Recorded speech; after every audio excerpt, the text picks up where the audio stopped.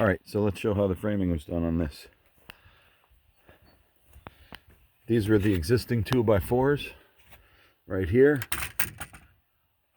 I cut through those. I use those as supports for here.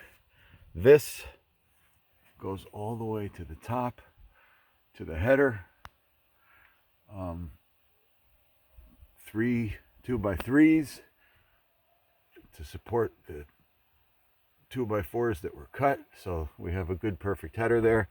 This one supports the header. This one supports the header. The jack studs there. This is a new king stud, goes all the way up, notched it out just like the original construction and put it up to the